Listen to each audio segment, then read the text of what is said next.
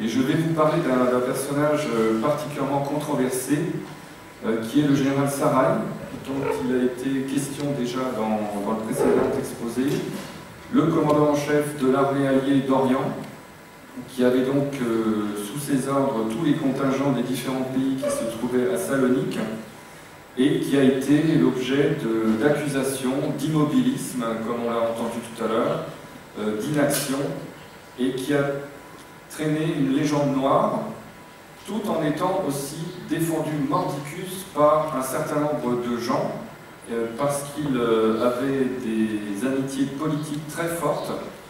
Donc il faut se remettre dans le contexte de la France de l'époque, qui est une France très divisée sur la question du régime politique et sur la question religieuse, avec encore une frange non négligeable de monarchistes, et chez les républicains, une tendance anticléricale très forte. Donc la France est le pays laïque par excellence. Encore aujourd'hui, elle prétend avoir un modèle qui pourrait inspirer d'autres pays. Peut-être aussi voir si le modèle fonctionne d'abord chez soi, avant de vouloir l'exporter. Mais à l'époque, en tout cas, c'est un modèle qui a le vent en poupe. Et la politique joue un grand rôle dans les nominations administratives, y compris dans le domaine militaire. Donc c'est dans cet environnement-là que j'envisage la figure de Sarrail et sa vie, et donc en insistant bien sûr sur sa présence en Orient. Alors on peut... Je fais moi-même. Voilà donc Sarrail, qui est né à Carcassonne en 1856, donc dans le sud de la France. Il était le fils d'un directeur des contributions indirectes, c'est-à-dire un fonctionnaire des impôts, et il a choisi la carrière militaire. Donc il a choisi la voie royale, comme on dit, c'est-à-dire qu'il est sorti de Saint-Cyr en 1877, troisième sur 345, donc très bien classé, ce qui lui a valu d'être tout de suite nommé dans un régiment d'élite. Le régiment d'élite de l'époque, c'était les bataillons de chasseurs, donc ça a été son premier poste de jeune sous-lieutenant. Alors dès la première année de service, l'un de ses supérieurs écrit « a plus de facilité que d'assiduité au travail ». C'est-à-dire il est très doué et sans faire grand-chose, il arrive à donner de bons résultats, mais on sous-entend qu'il faudra qu'il se mette au travail un peu plus sérieusement à l'avenir.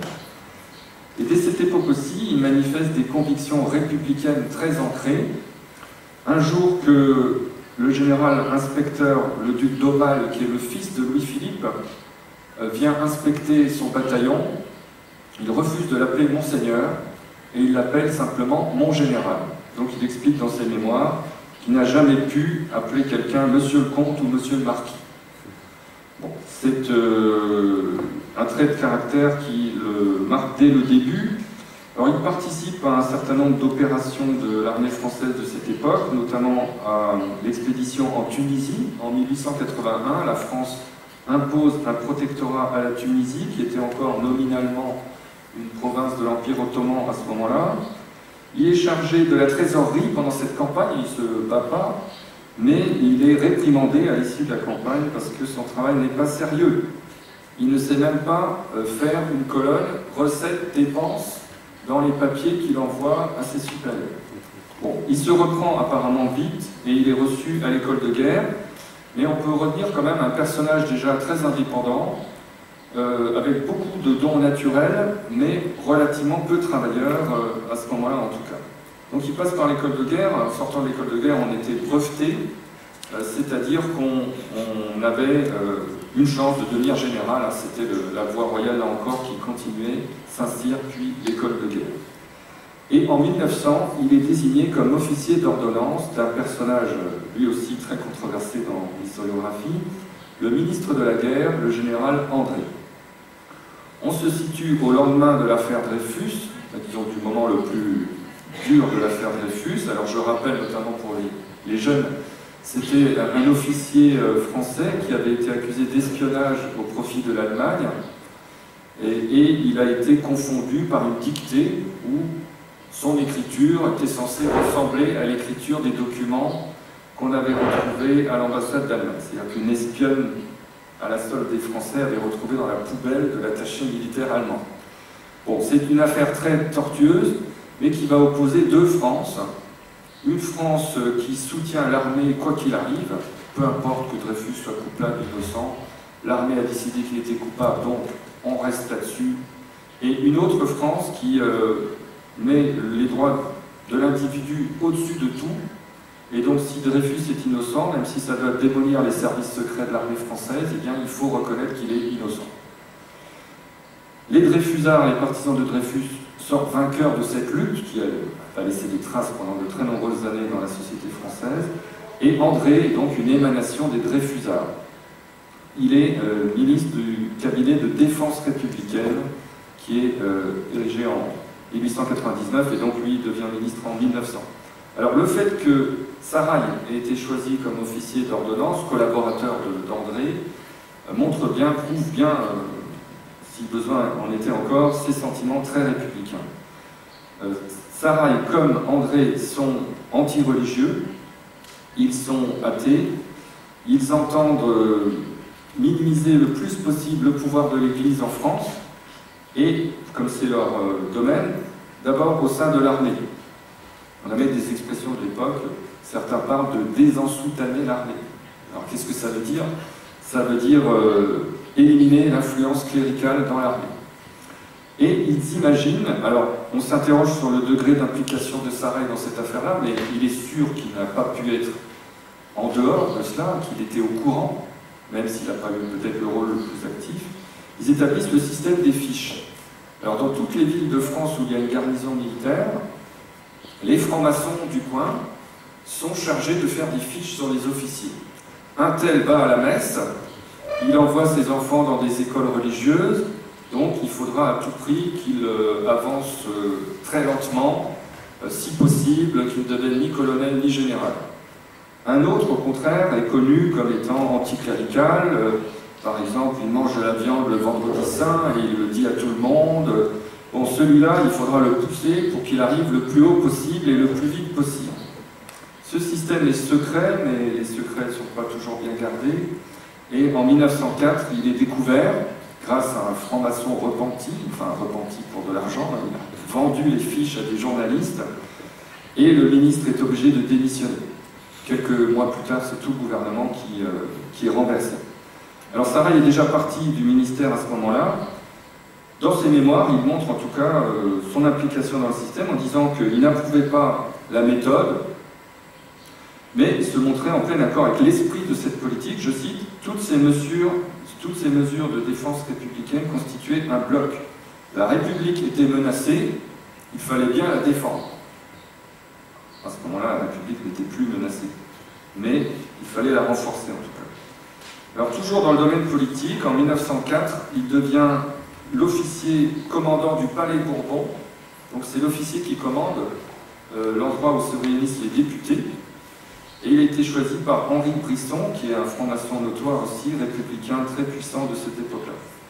Alors il assiste sans doute avec grand plaisir au vote de plusieurs lois. D'abord celle qui supprime toutes les écoles des congrégations religieuses en 1901, puis la rupture des relations diplomatiques avec le Saint-Siège, avec le Vatican, en 1904. Donc il est témoin de tout cela. Et puis il est ensuite envoyé, il retourne dans la troupe, et il joue, là encore, un rôle de délation, c'est-à-dire qu'il fait des fiches sur ses cadres pour favoriser les progressistes, entre guillemets, contre les réactionnaires, entre guillemets. Néanmoins, il promeut aussi, ensuite il a un poste encore plus stratégique, il est directeur de l'infanterie, c'est lui qui fait toutes les nominations, et il nomme aussi quelques monarchistes et catholiques à des postes importants. Alors on ne sait pas si c'est par indépendance d'esprit, pour montrer qu'il fait ce qu'il veut, ou si c'est pour faire croire qu'il n'était pas si sectaire que cela. La question reste posée, et le fait est là. Alors j'en arrive à la guerre, et c'était la première partie sur sa carrière, sa formation, cerner un petit peu le bonhomme. Il est aussi considéré comme un bel homme, selon les critères de l'époque, ce qui compte, parce que Le militaire devait avoir de la prestance, du prestige. Et il est marié, ce qui était assez rare à l'époque, à une protestante. Donc lui, il vient d'une famille catholique, mais il a perdu la foi, comme je vous l'ai dit. Il est marié à une protestante, et à l'époque, c'était... Peut-être qu'il a fait un mariage d'amour, mais c'était aussi bon pour la carrière. Parce que les protestants étaient considérés comme républicains, indéfectibles, et donc c'était bien d'être protestant ou d'être marié à une protestante à défaut de l'être soi-même. Ce qui fait qu'à la veille de la guerre, il est commandant d'un corps d'armée, et pas n'importe lequel, c'est le 6e corps qui est à Châlons, et qui est un des corps de la frontière. Donc on envoyait les meilleurs officiers face à l'Allemagne, qui se trouvait juste en face. Et au moment de la mobilisation générale, donc il entre en guerre avec ce 6e corps. Alors rassurez-vous, je ne vais pas vous faire heure par heure toutes ces batailles. Simplement retenir que dès le 30 août, il remplace son commandant d'armée, donc il devient chef d'une armée, il est monté encore d'un cran, la 3e armée, qui, au moment de la bataille de la Marne qui en fait s'étend de Meaux, en gros, jusqu'en Lorraine, jusqu'aux Vosges, hein, on appelle tout ça bataille de la Marne, lui, il est chargé de défendre Verdun, et effectivement, il réussit à ce moment-là à sauver Verdun.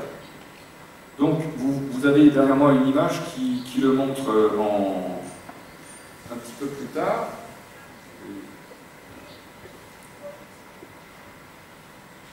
Si vous pouvez...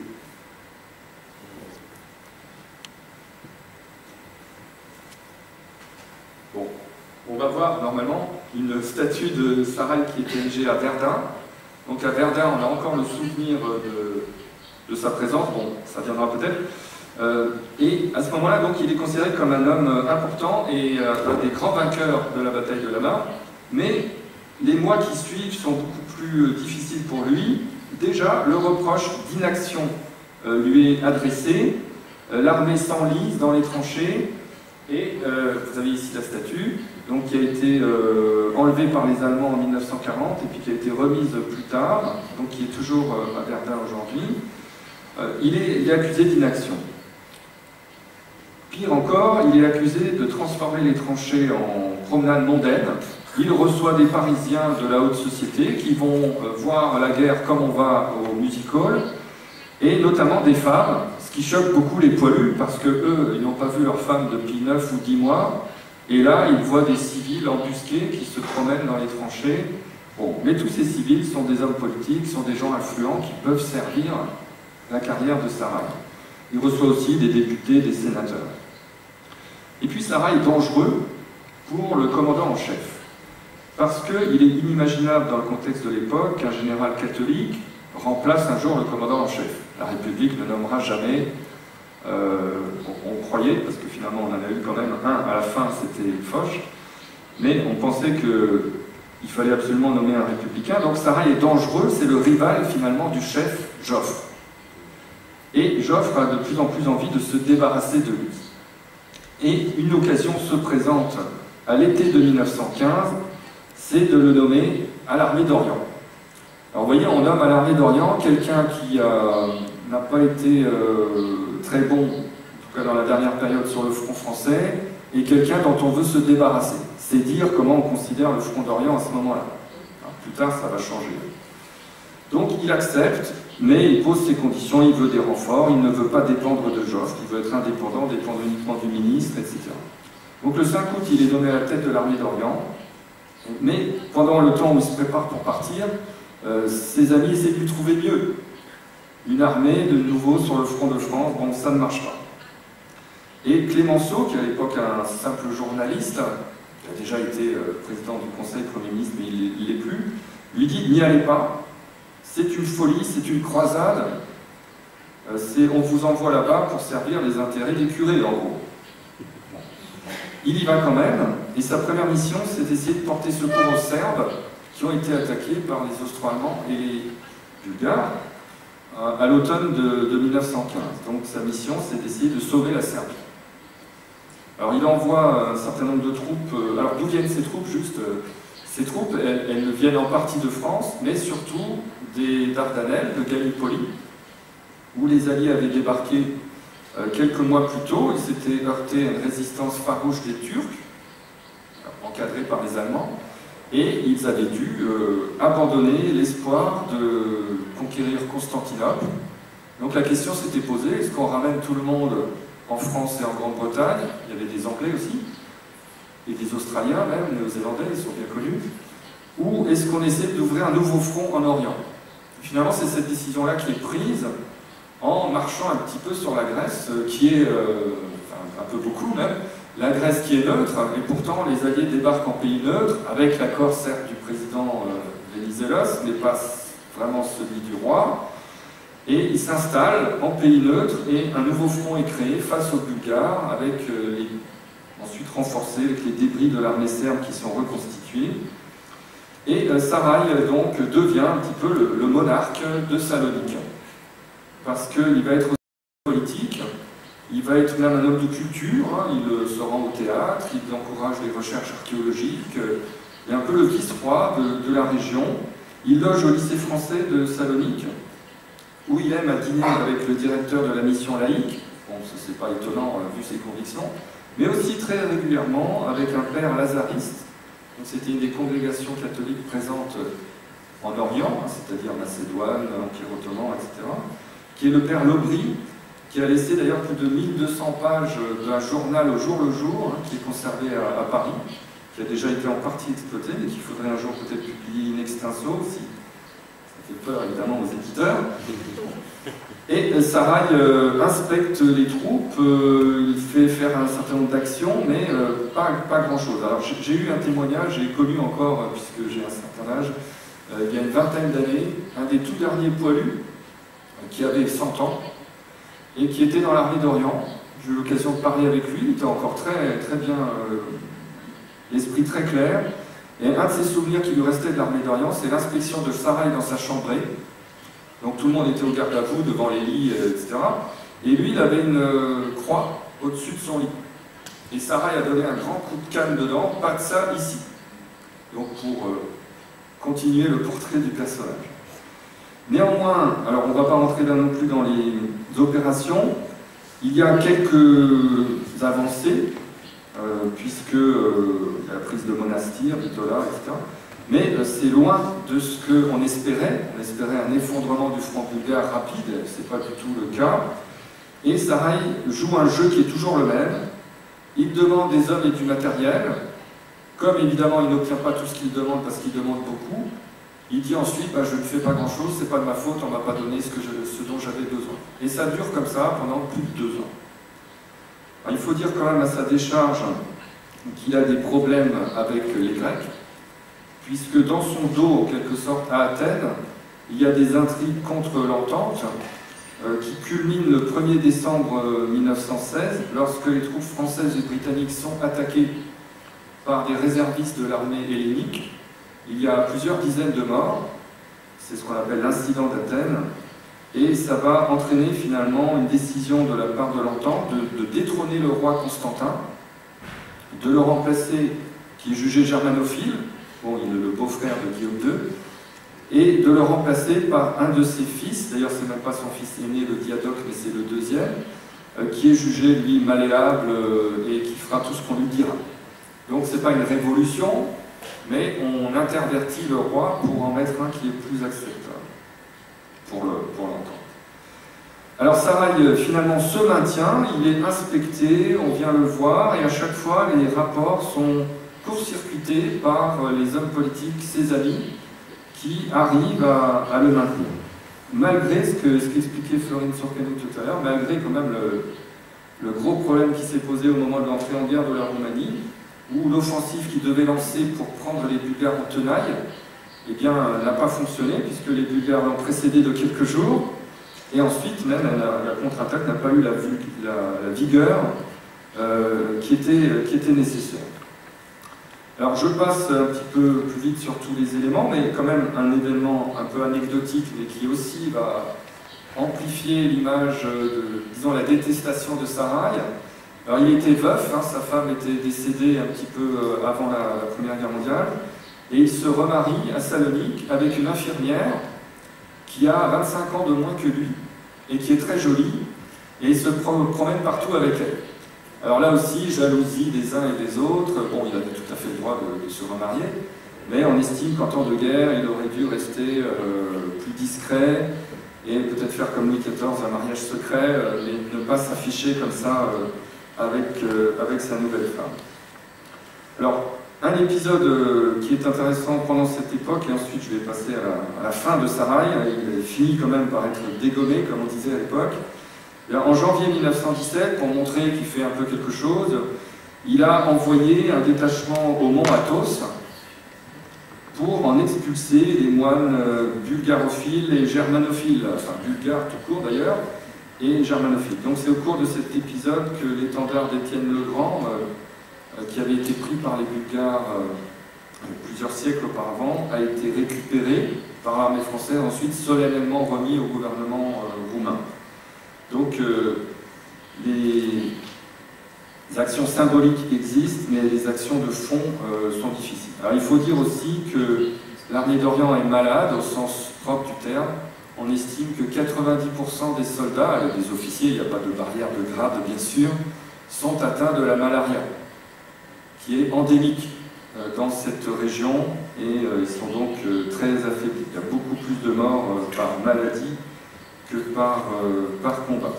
Alors qui va finalement, si je peux employer une expression un petit peu familière, qui va avoir la peau de Saraï? Eh bien, on n'est jamais si bien assassiné que par ses ex-amis politiques. Donc, bien sûr, la droite ne peut rien contre Saraï. La droite est d'ailleurs trop faible à cette époque. Elle n'est pas au pouvoir, même s'il y a un gouvernement d'union sacrée, il y a quelques ministres catholiques, mais c'est la gauche qui domine tout.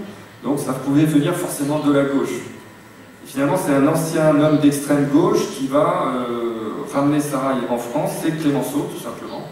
Donc, qui devient président du Conseil, Premier ministre en novembre 1917, et ça ne traite pas. Dans la semaine qui suit, au Conseil des ministres, il annonce « Nous allons régler le cas Saraï ». Il n'a rien fait là-bas, il va devoir s'en expliquer, je le remplace. Bon, on le remplace par un homme qui est aussi considéré comme plus ou moins de gauche, qui s'appelle Guillaume. Néanmoins, ses carnets secrets ont été publiés récemment et on se rend compte qu'il est en même temps catholique. Donc il était les deux, ce qui à l'époque était assez incompatible, mais ça existait quand même visiblement. Et plus tard, il a été remplacé par Franchet-Després. Et là, donc, on a, avec Clémenceau, qui était pourtant un anticlérical féroce, mais dans le cadre de l'efficacité, Clémenceau choisit Franchet-Després, qui est un catholique affiché, connu, monarchiste de cœur certainement, mais il estime que c'est l'homme idéal, et effectivement il a raison de son point de vue, c'est lui qui réussit finalement à la percer. Alors j'en arrive à ma conclusion. Bien, vous avez envie de savoir ce qu'il est devenu par la suite, certainement. Alors Saraï, il y a une période un petit peu, on dirait, de traversée du désert. Il est mis en disponibilité, il n'a plus d'emploi. Le 14 juillet 1919, lors du défilé de la Victoire, il est un simple spectateur, dans tribune officielle quand même, mais il ne défile pas, c'est Guillaume qui défile à la tête de l'armée d'Orient. Franchet-Després, lui, est encore en Orient, c'est pour ça que ce n'est pas lui. Et alors il se dit qu'il va se lancer en politique. Donc il est candidat du Parti radical, donc le parti dont les deux piliers sont la défense de la propriété privée et l'anticléricalisme, la centre-gauche, disons, et il se lance dans cette aventure à Paris, avec une liste sur laquelle figure notamment Alphonse Hollard, qui est un professeur à la Sorbonne, qui avait demandé, lors de la séparation de l'Église et de l'État, qu'on interdise tous les costumes ecclésiastiques en France. Donc les soutanes, les religieuses devaient s'habiller comme tout le monde. Bon, cette loi n'a pas été votée. Donc on voit toujours que ce sont les mêmes amis. Mais ces élections de novembre 1919 voient un raz-de-marée du bloc national, donc la droite et le centre, qui reviennent au pouvoir pour la première fois depuis 40 ans. Et évidemment, Saraï et d'autres sont balayés. Alors il entre au comité directeur de la Ligue des droits de l'homme, qui est, ça existe toujours, hein, qui est une association marquée à gauche elle aussi, dont un des grands combats à l'époque, c'est la réhabilitation des soldats qui ont été fusillés pendant la guerre. Alors, certains ont été fusillés pour de bonnes raisons, ils avaient violé et tué une petite fille, bon d'accord. D'autres parce qu'ils avaient reculé, parce que... Donc il va se passionner pour cela. Il va également demander le désarmement général de tous les pays du monde. Et il compte pour cela sur la SDN, la Société des Nations, donc l'ancêtre de l'ONU, qui devait faire que la guerre ne serait plus jamais possible. Comme beaucoup, il publie un livre pour se justifier. Et puis, il a un dernier épisode de gloire et de chute de nouveau. Ses amis reviennent au pouvoir. En 1924, donc au bout des 5 ans de la législature Bloc National, c'est le cartel des gauches qui revient au pouvoir.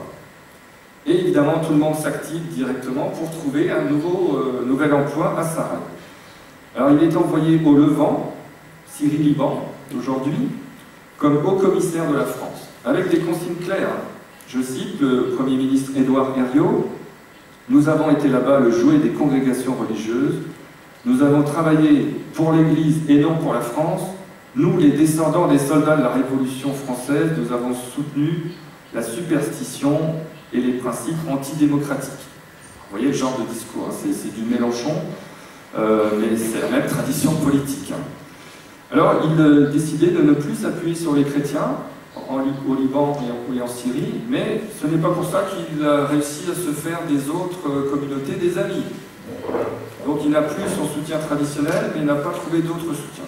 Le résultat, c'est la grande révolte de 1925, dite révolte druze, où la présence française est vraiment remise en question, et il faut bombarder Damas, vous voyez que ça ne date pas d'aujourd'hui, il faut bombarder Damas au canon et par avion pour rétablir la situation de la France. Voilà. Donc il est rappelé encore une fois. Alors ensuite, il reste tranquillement retiré dans sa propriété, et il meurt jusqu'au bout en libre penseur, en athée. Donc il refuse un prêtre à son dernier souffle, et il est, ce qui était assez rare à l'époque, il est l'objet d'un enterrement civil, donc pas de messe, rien du tout. Et ses amis vont essayer d'entretenir sa mémoire par la suite. Donc vous avez vu la statue à Verdun, et une société des amis de Sarail est fondée.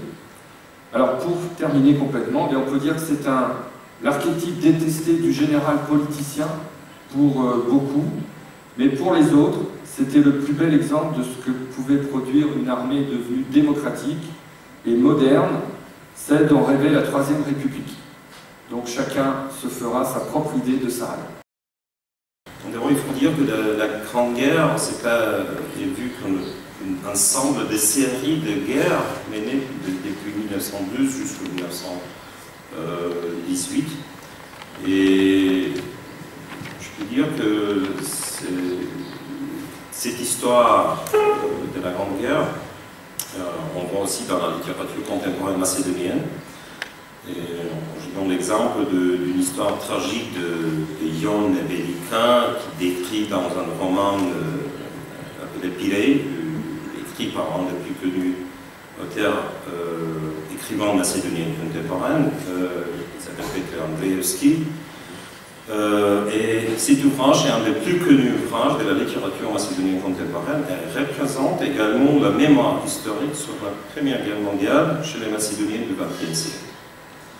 Au centre de cette mémoire sont situées les souffrances des civils dans les affrontements militaires de 1912 à 1918, donc des mariés séparés, des armées étrangères, des villages, des femmes et les plus graves de tues, la mort des proches.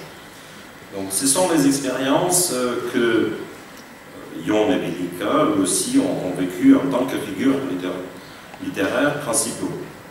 Les souffrances servent en même temps en tant que leitmotiv de l'historiographie macédonienne, d'après laquelle la Première Guerre mondiale n'est qu'un morceau d'une image bien plus large de guerre et de la misérie qui commence déjà à la fin de l'époque ottomane et continue à travers la guerre balkanique jusqu'à la fin de la Deuxième Guerre mondiale, qui a donné la naissance de la République de Macédoine, à cette époque la République socialiste. Dans la partie qui faisait partie de la Yougoslavie, de Tito. L'ouvrage le plus détaillé, c'est-à-dire le plus descriptif, et qui reste aujourd'hui un ouvrage de référence dans l'historiographie macédonienne, est publié en 1969. Donc il y a plus de 50 ans que cet ouvrage est paru. Et cet ouvrage couvre dans son ensemble la guerre balkanique et la Première Guerre mondiale. Dans la narration de ces guerres, les Macédoniens sont présentés comme un objet qui subit la violence et comme victime inévitable des sévères ans de l'ère politique nationaliste. ce qui persiste dans l'ouvrage mentionné, ainsi que dans les autres publications qui traitent cette question, c'est la prétention qui a causé de ces guerres. La Macédoine était partagée entre ses voisins par des frontières qui disent artificielles et que le peuple macédonien était exposé à une dénationalisation et une assimilation encore plus forte qu'auparavant. C'est ça ce qui, comme les auteurs de ces ouvrages définissent la guerre et les causes de ces guerres. Ainsi, la Première Guerre mondiale, les événements qui suivent représentent une série de tragédies nationales ou nationalisées qui façonnent le mythe de victimisation, qui est à mon avis un des plus importants mythes dans l'historiographie macédonienne, et je dirais probablement le plus fort. Certainement, la mémoire historique sur la Première Guerre mondiale, la Macédoine contemporaine, est beaucoup plus complexe. C'est pour ça, dans ma présentation aujourd'hui, je vais essayer d'expliquer la structure de ces souvenirs, en analysant sa structure et son fonctionnement. Dans ces deux, je dirige mon attention vers ces trois domaines: production historiographique, la formation scolaire et la commémoration de la Grande Guerre.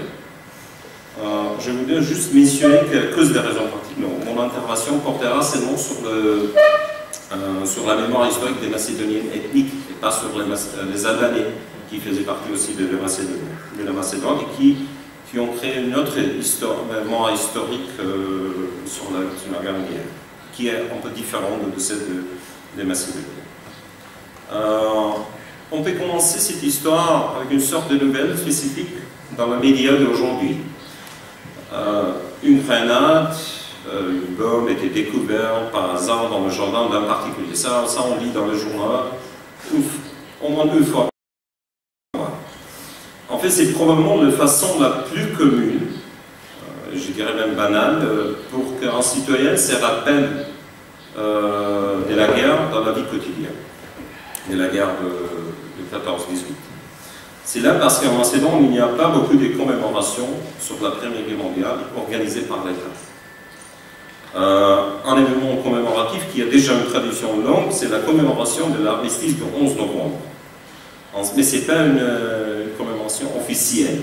Ce n'est pas une officielle organisée par l'État macédonien. En ces dates, chaque an, les délégations des pays européens, accompagnées par les ministres du gouvernement macédonien, tels le ministre chargé des intégrations européennes, le celui de la Défense, offrent leur respect dans les cimetières militaires à Skopje, à Bitola ou à Prilep. Très modeste pour un pays, une région qui faisait jadis partie du zone d'affrontement, notamment le front d'Orient, ou ce qu'on appelle en Macédoine, c'est le Macédonski front, qui est appelé la Serbie comme Solunski front. Donc on a plusieurs appellations sur cette front.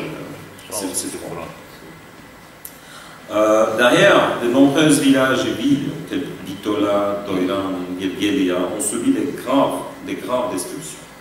Il paraît qu'en Macédoine, la mémoire historique de cet événement est négligée et que les autres événements sont jugés plus importants pour l'histoire nationale. En plus, malgré l'implication directe dans la guerre, le gouvernement macédonien de 1945 à nos jours n'ont jamais érigé un monument ou un mémorial qui marquera l'événement. Bien que les monuments nationaux macédoniens sont complètement absents, ces élans des monuments consacrés à cette guerre existent aujourd'hui dans la République de Macédoine. Ils sont principalement construits par les pays belligérants pendant la guerre ou dans les décades qui suivent la guerre.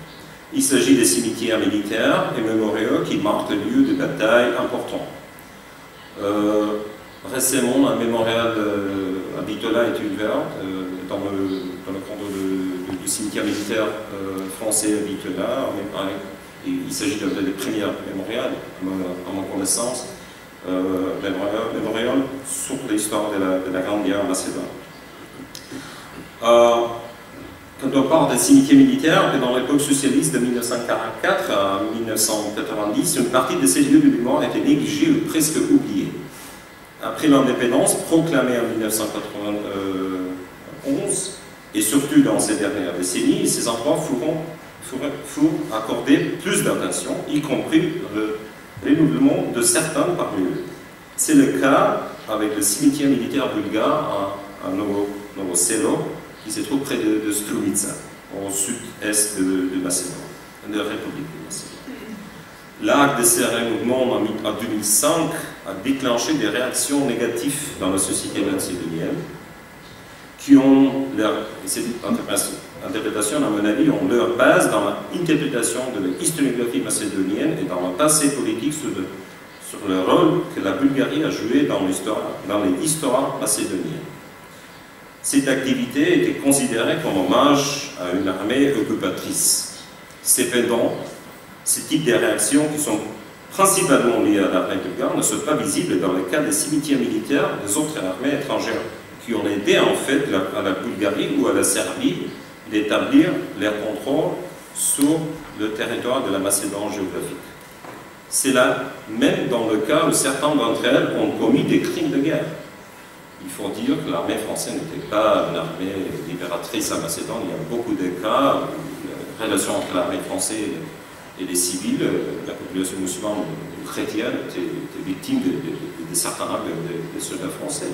On parle aussi sur l'armée allemande, de toutes les armées en fait qui faisaient partie du Front de l'Orient. Ces cimetières militaires sont en tant que lieu de mémoire l'endroit où le 11 novembre de chaque année des représentants de pays dirigeants, comme je dis, accompagnés par des membres du gouvernement macédonien, marquent la fin de la guerre. Les cérémonies ont un caractère nettement européen. Les messages que l'ambassadeur de Grande-Bretagne, l'Allemagne, la France envoient font régulièrement référence au processus de réconciliation et les perspectives européennes de la région. Et les représentants macédoniens, d'habitude, comme j'ai dit, le ministère de la Défense ou des Affaires européennes, affirment ce discours historique et politique, leur déclaration étant en ligne avec celle des ambassadeurs. Mais, mis à part de ces solennités, la production historiographique et la formation scolaire jouent un rôle important dans la création de la mémoire historique chez les Macédoniens d'aujourd'hui. Avec l'approchement du centenaire de la Première Guerre mondiale, les historiens macédoniens ont augmenté leur intérêt pour l'étude de cette époque. En fait, le centenaire a tiré mon attention aussi pour faire des recherches sur l'histoire de la Grande Guerre. Dans la série de conférences internationales sur le sujet qui, quand ont lieu en Macédoine, en termes de nombre de participants, la plus référente réunion scientifique intitulée Macédoine et les Macédoniens dans la Première Guerre mondiale et organisée par l'Académie macédonienne des sciences et des arts a eu lieu le 11 décembre 2014 et les présentations étaient principalement liées aux aspects politiques et militaires de la guerre, avec un accent sur la Macédoine et le peuple macédonien. D'ailleurs, le titre de nom indique. Beaucoup des aspects étaient ignorés, il n'est pas seulement l'aspect de l'histoire sociale de la guerre, mais aussi des autres communautés, surtout les communautés musulmanes. Il n'y avait pas des contributions qui traitaient la position des musulmans à Macédoine. Macédoine géographique, pas seulement la République de Macédoine. C'est-à-dire qu'en attend de nouvelles publications, il faut mentionner que la production historiographique sur la Première Guerre mondiale dans le pays, en Macédoine, ne compte plus que 10 monographies et articles au total, publiés à partir des années 60 du XXe siècle à nos jours. Le lieu marginal de cet événement dans l'historiographie macédonienne se reflète aussi dans l'édition en plusieurs volumes de l'histoire du peuple macédonien que certains historiens considèrent comme l'histoire officielle de Macédoine. Dans le 4e volume, publié en 2000, intitulé La Macédoine entre la guerre balkanique et la Deuxième Guerre mondiale, l'espace consacré aux événements de la Première Guerre mondiale est insignifiant en comparaison à deux autres sujets. De plus, le narratif est concentré sur la question nationale et dans la guerre, c'est-à-dire la question macédonienne lors de la conférence de paix de Paris. Le recette souligne les démarches des activistes nationaux macédoniens ainsi que les conséquences négatives de la guerre pour la Macédoine et le peuple macédonien. D'où vient cette négligence de la Grande Guerre dans l'historiographie macédonienne et en général dans la société macédonienne? Les raisons sont certainement nombreuses, mais il semble qu'en Macédoine ainsi que dans certains pays voisins comme la Bulgarie et la Serbie, c'est le sujet de la Seconde Guerre mondiale, la Deuxième Guerre mondiale, et les luttes antifascistes et nationales qui étaient mises sur la piédestal de l'histoire nationale, en poussant ainsi l'intérêt sur la Grande Guerre. En outre, dans le cas de Macédoine, la fin de la Deuxième Guerre mondiale a donné la création de l'État macédonien moderne. C'est pour ça l'intérêt d'historiens, surtout dans l'époque socialiste, était de faire des recherches sur la Deuxième Guerre mondiale qui a donné la naissance de l'État macédonien, mais aussi de la légitimation du régime socialiste macédonien. De plus, ce problème est aussi influencé par la position de l'organisation révolutionnaire macédonienne, et même en des zones qui est considérée le zone plus important dans l'histoire nationale macédonienne, c'est le Krstevisikov. À savoir que dans la guerre, ils étaient plutôt liés aux intérêts de la Bulgarie qu'aux intérêts d'une cause nationale macédonienne. Et en ces contextes, il suffit qu'on se souvienne de la participation des Macédoniens dans les crimes de guerre commis lors de la répression de sous le mont Toplica en Serbie en 1917, où il y avait des soldats recrutés à Macédoine qui étaient envoyés en Serbie, c'est pas très contre le monde, et qui ont commis un certain crime de guerre. Et à cette époque, Yougoslave n'était pas bien à parler de tout ça. Ce discours, mais dans une forme plus simplifiée, on le trouve aussi dans les manuels scolaires d'histoire. Par exemple, dans le manuel pour la 8e année, ou la 4e année d'éducation secondaire, la leçon qui traite, la section qui traite le sujet de la Première Guerre mondiale est divisée en 3 parties. Les appels à résoudre la question macédonienne, la situation du peuple macédonien en arrière-plan de la ligne du front, et le 3e, c'est les conséquences de la guerre. Ainsi, dans la conclusion de la 3e partie, l'Emmanuel affirme que la Macédoine restait divisée entre les pays voisins et que la nation macédonienne, fractionnée par des frontières artificielles sans possibilité de communication mutuelle, a été exposée à une dénationalisation et une assimilation encore plus forte. Ça, c'est une définition qui est très souvent donnée par les historiens macédoniens quand on parle de guerre balkanique et de la Grande Guerre. De cette façon, en insistant sur la division de la Macédoine géographique, le narratif dans le manuel soutient le mythe de victimisation du peuple macédonien. De plus, dans ces manières, le narratif en question suggère implicitement des actions futures pour l'unification de la Macédoine et encourage des sentiments de sympathie nationale. En outre, on peut dire que ce narratif favorise également la culture militariste, étant donné que la guerre est présentée comme un instrument de la politique nationaliste, un instrument pour obtenir, résoudre des questions et des problèmes nationaux. De tout ce qui précède, nous pouvons conclure que l'historiographie macédonienne définit la Première Guerre mondiale à travers le prisme ethnique en ignorant sa complexité. À savoir, l'histoire d'une guerre est largement une histoire sociale et non exclusivement une histoire diplomatique, militaire ou politique. Une des conséquences de cette approche est le fait que certains événements sont presque inconnus dans une historiographie ou dans un pays, tandis que d'autres événements ont un sens très fort et symbolique. Parfois, il arrive aussi qu'un événement soit interprété différemment, bien sûr d'après telle ou telle perspective nationale. Prenons 2 exemples. En Macédoine, il est presque inconnu que la Bulgarie, avec l'aide des troupes ottomanes, s'est battue contre la Roumanie. C'est un événement qui a eu une importance forte au sein de la mémoire historique en Bulgarie.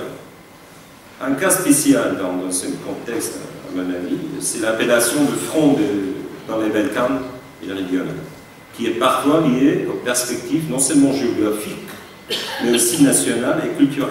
Ce qu'on appelle en français le front d'Orient, en Serbie est nommé le front de Salonique, son ruski front, tandis qu'en Macédoine, le front macédonien ou macédonski front. En Serbie, il est synonyme symbole de la résistance contre les puissances centrales, de la libération du pays et même de l'unification des Serbes dans un seul État. Quant à la Macédoine, il est synonyme symbole du partage de la Macédoine et la souffrance des Macédoniens. Dans une telle situation que je viens de définir dans les dernières années, il y a des différentes initiatives liées à l'histoire de la Grande Guerre qui sont complètement différentes de cette approche que j'ai définie comme approche nationaliste. Et toutes ces initiatives Donc, entre la hystérie nationaliste et le potentiel touristique et le potentiel que l'histoire de la Grande Guerre offre dans le cadre d'éducation pour paix. Il y a certaines initiatives à profiter, si on peut dire ça, à profiter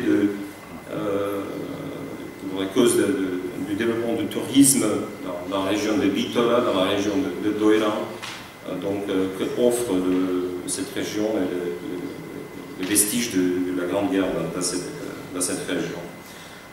Il y a certaines initiatives de donner des publications qui vont parler plutôt de l'histoire de la Grande Guerre que de l'histoire sociale. J'ai participé dans une publication d'un matériel pédagogique qui traite l'histoire de la Grande Guerre, qui traite en fait l'histoire sociale, donc la vie quotidienne des soldats, la vie quotidienne des civils et les relations entre les soldats et civils,